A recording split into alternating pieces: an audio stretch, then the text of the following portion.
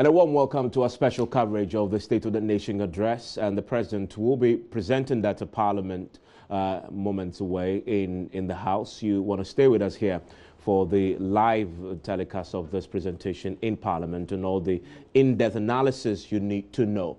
My name is Evans Mensah, and I will be doing this with my colleague Philip Nanfuri of the Joy Business Desk, who will also be joined by a host of my other colleagues who are currently in Parliament. Malik will join me here on set, Raymond Aqua as well. Now, the State of the Nation address, we know over the years, has been one of the key things to watch at the beginning of the year. In a couple of minutes, the President will be on your screens to give us that address in Parliament. And we will hear quite a lot about what he intends to do as far as the nation is concerned. I want to take you to what we know so far in terms of how far we've come. Let's look back at the memory lane as the President demonstrates his bilingual skills. This is something that we've seen in the past State of the Nation addresses.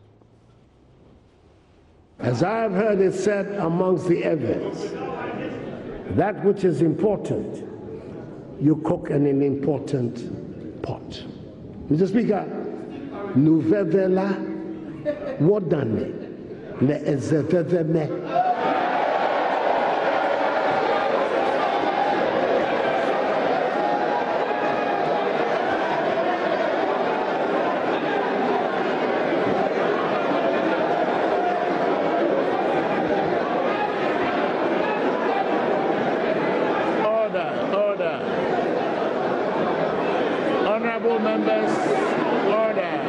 Speaker, the members of the House from the Volta region may want me to repeat that for the record. Nous vevela wodane le ezeveveme.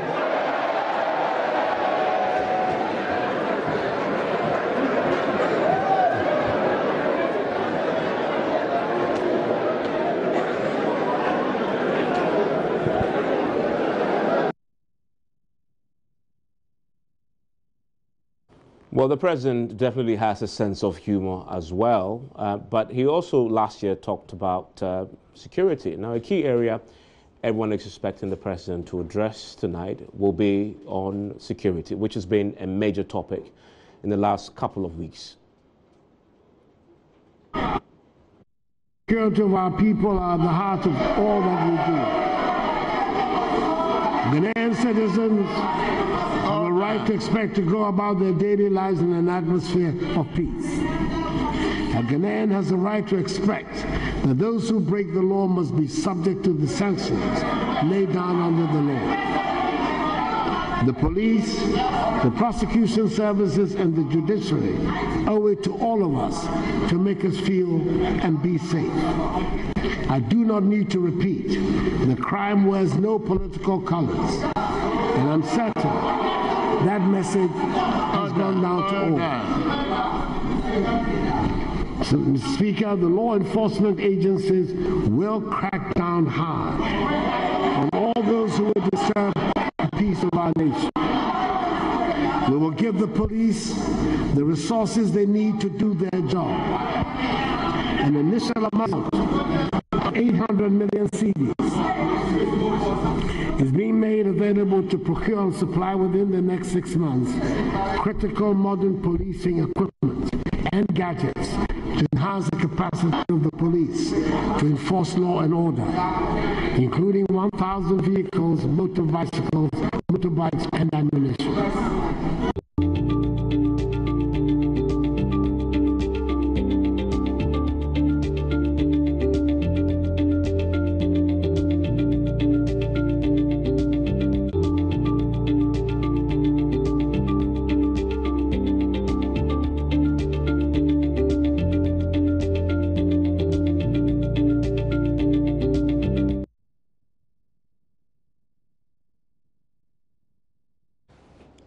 I want to take you live to Parliament now because the Speaker of Parliament appears to have taken his seat, and we're expecting the President to arrive shortly.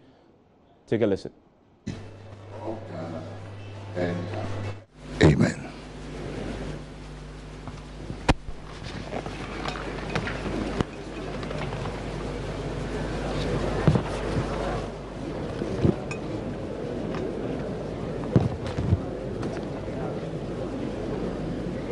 Honorable members, I will invite the Honorable Majority Leader and the Honorable Minority Leader to assist me in receiving His Excellency, the President.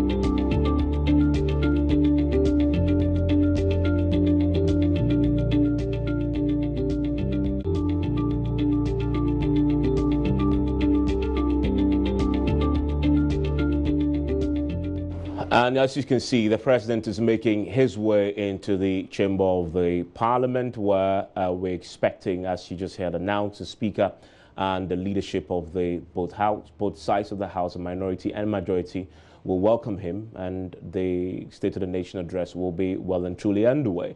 One of the key things that you always watch in a State of the Nation address is what the president says about the economy, especially at the time currently where we are having challenges with the city. It's very curious to know what he will say. Last year, he talked a lot about the macroeconomic performance. I want you to listen to that, and then when we hear him today, we'll see whether some of the things that he touched on, there's been an improvement or not. I'm glad to be able to report, Mr. Speaker, that the economic management team, under the stellar leadership of the strong, brilliant economist, Vice President Mahamudu Bawumia, has risen to the challenge, and the hard work is beginning to show positive results. We have reduced taxes. We are bringing down inflation and interest rates. Economic growth is increasing from the alarming 3.6% at December 2016 to 7.9% in our first year. And the indications are that it will be even better this year.